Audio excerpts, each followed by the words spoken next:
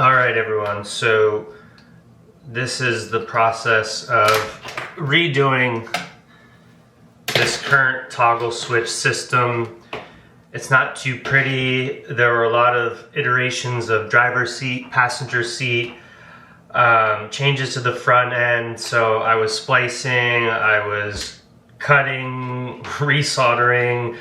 It just got messy, and then I ran out of the correct shrink tube sizing, but I was in a deadline to get on the road to head up to New England. At that time I was still in the mid-Atlantic. So long or the short, I wanted to redo this to have everything a little bit cleaner, nicely done. And since I'm redoing the seat and I'm doing a lot of stuff to the bike over the winter time, I figured now is a good time.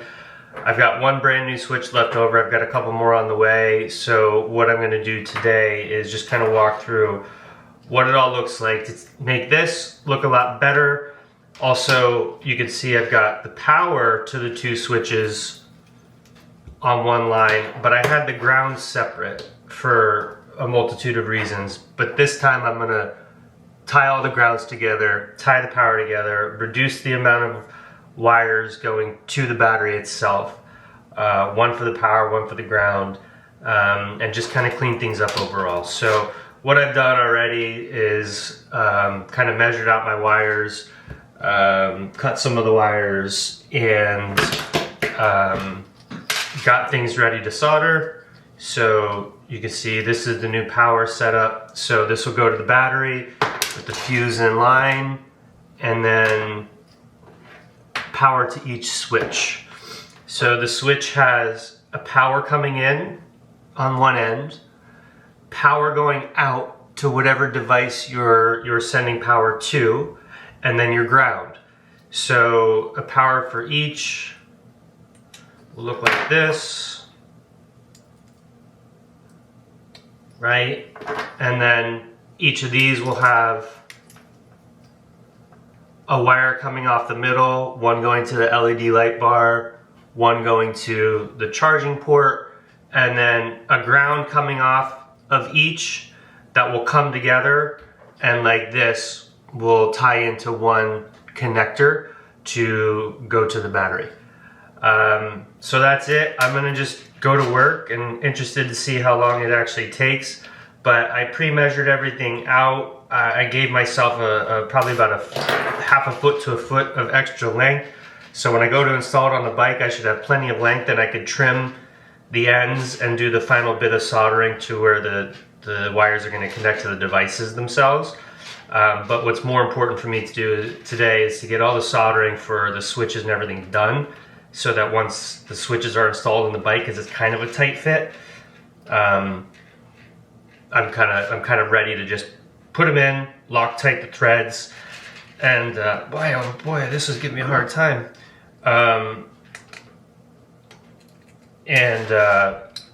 Lock tight the threads on the switches here, and it's done. And then just run the wires under the tank before I put the tank back on. And yeah, oh, look at that. It stayed on. So let's do it. Get to work.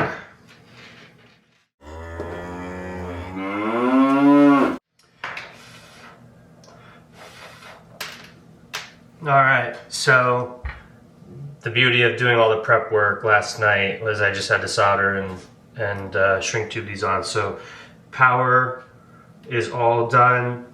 Now I'll go on to the two grounds together. All right, so now I've got my ground wires done. So power to the battery, from the battery to the switches, ground from the switches to the battery to the devices. So moving along here pretty quickly, next is power from switches to the devices. And then got the old battery here. If you saw my recent video, I can't recommend enough the lithium-ion upgrades for your electrical, for your battery. I mean, this thing is just a hunk of weight, and they die so easily. But plus side is, haven't found anyone that wants it or wants to buy it, so I'll use it to test my stuff today. So that's it. On to power.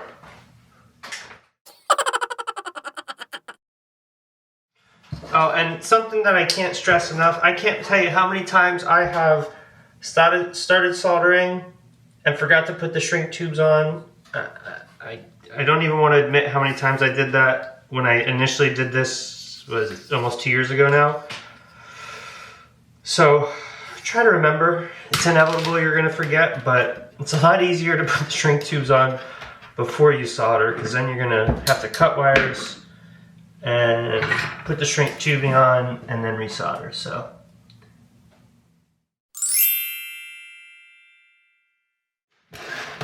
alright, so I've got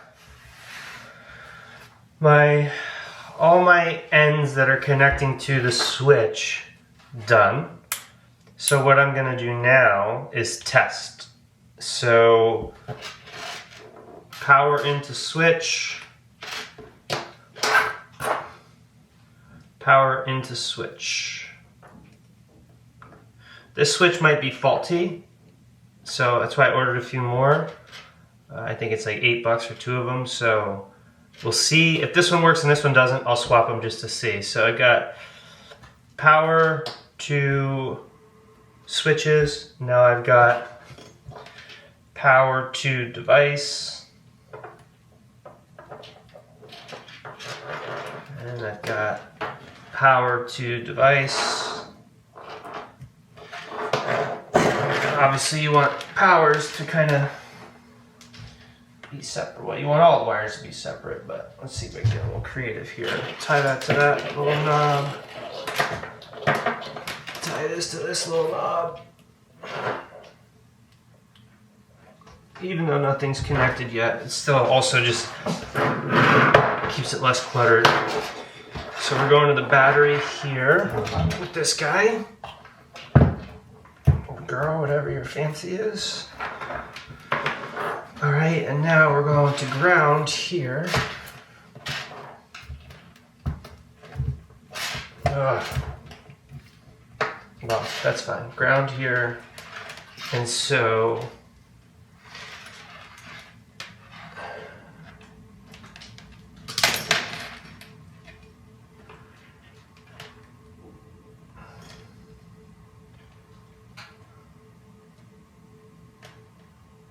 alright, so that switch is a little gunked up. So ground here. I'll see if I can.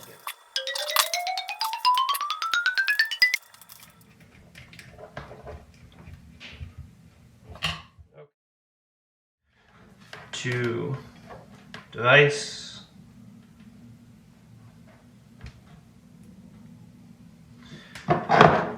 Cross your fingers. Amber LED light bar. Hopefully that blinds you a little bit.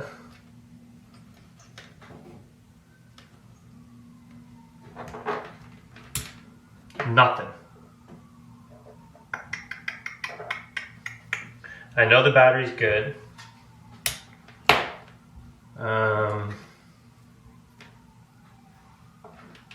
I know the battery's good. So let's go to the new switch.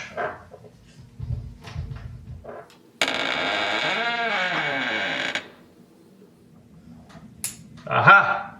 So I was right.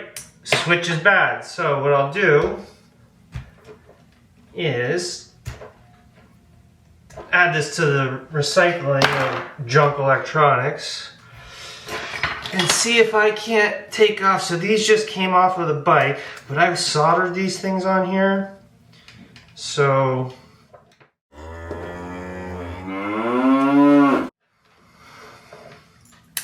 ta-da! So you can see here too on the switch, there's a green LED light that is on or off when you use it. And now I'm still getting the green light on this one, but nothing's powering it. because there's no device connected to it. If I had another light bulb or something, which I'm sure I could find, but there's no need really, you get the point. So I know my wiring now from the battery to the switches going out to the devices is good. It's set. I love it. Now I'm gonna kind of set up more shrink tube around these. I'm gonna put a dab of solder.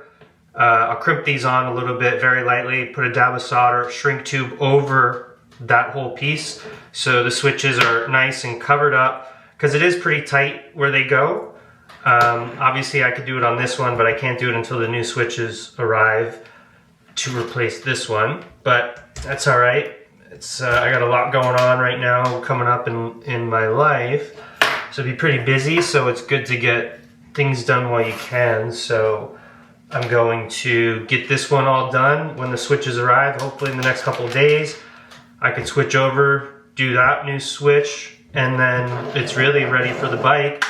And then the next step will be, you'll see like on this one, putting this nice sleeving around the wire, you know, the white and the black wires that run along the bike, just from abrasion. It just looks nicer for the little spot, or the areas where you do see it, where it pokes through.